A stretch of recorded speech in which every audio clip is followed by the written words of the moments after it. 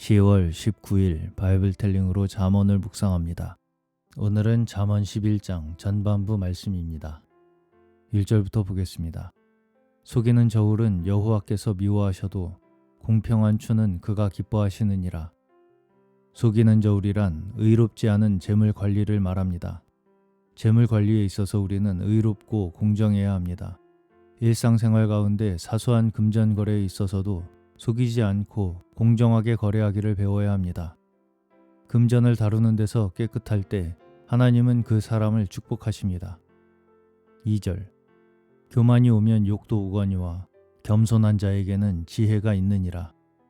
잠언서에는 교만에 대한 경고가 많습니다. 겸손한 것이 지혜입니다. 겸손이란 자기의 처지를 아는 것입니다.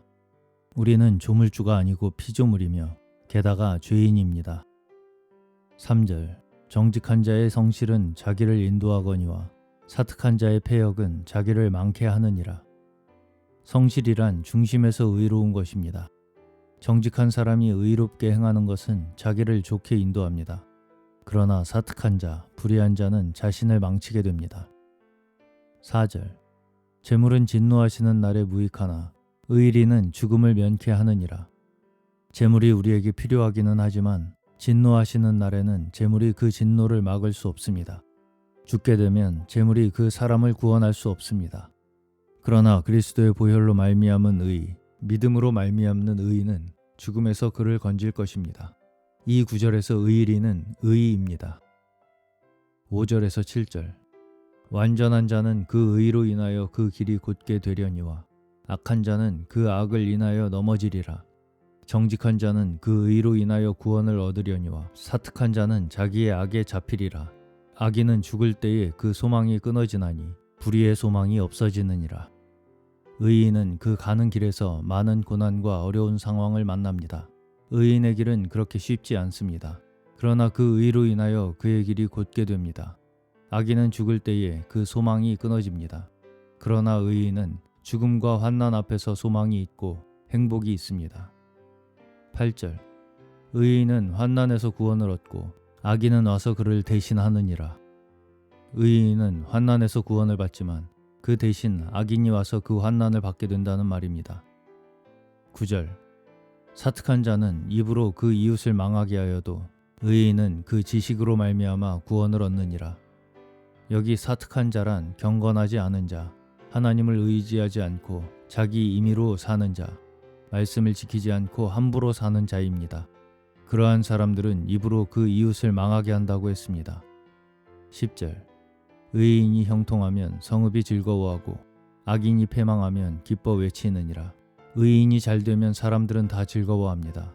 그렇지만 악인이 패망하면 기뻐 외친다고 했습니다. 11절 성읍은 정직한 자의 축원을 인하여 진흥하고 악한 자의 입을 인하여 무너지느니라. 정직한 자의 축복으로 성읍은 진흥하고 악한 자의 말 때문에 성읍은 무너지게 됩니다. 나라든 교회든 똑같습니다. 정직한 자, 의로운 자의 기도로 교회가 진흥하게 되며 악한 말들 때문에 교회가 피폐하게 됩니다. 한두 명의 악한 자가 그들의 말로 교회를 무너뜨릴 수 있습니다.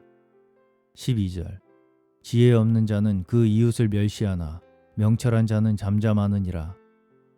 이웃을 멸시한다는 것은 그를 깎아내리는 말을 하는 것입니다. 그렇게 말하는 사람은 지혜가 없는 사람입니다. 그 이웃에 대한 멸시가 결국 자신에게 돌아오게 됩니다. 잠잠한 자가 지혜로운 자입니다. 13절 두루 다니며 한담하는 자는 남의 비밀을 누설하나 마음이 신실한 자는 그런 것을 숨기느니라. 잠잠한 사람, 남의 비밀을 누설하지 않고 숨기는 사람이 명철한 사람입니다. 남에게 비판받지 않으려면 다른 사람을 비판하지 않아야 합니다. 14절 도략이 없으면 백성이 망하여도 모사가 많으면 평안을 누리느니라. 도략이란 잘 인도하는 것입니다. 잘 인도하는 것이 없으면 백성이 망하게 됩니다. 그러나 모사가 많으면 평안을 누린다고 했습니다. 15절 타인을 위하여 보증이 되는 자는 손해를 당하여도 보증이 되기를 싫어하는 자는 평안하니라. 남을 보증해 줄 때에는 손해볼 마음이 있어야 합니다. 그러나 괜히 손해를 당하면 마음이 편치 않을 것입니다. 16절 유덕한 여자는 존영을 얻고 근면한 남자는 재물을 얻느니라. 유덕하다는 것은 영어로 은혜롭다는 뜻입니다. 이런 여자가 존영을 얻는다고 했습니다. 남자는 근면해야 합니다. 근면과 재물은 관계가 있습니다. 근면은 성경에서 아름다운 미덕으로 표현되어 있습니다. 부지런한 사람은 궁핍하지 않습니다. 오늘도 하나님의 지혜로 말미암아 의의 삶을 살기를 소망하는 저희 모두 되시기를 주님의 이름으로 축원합니다.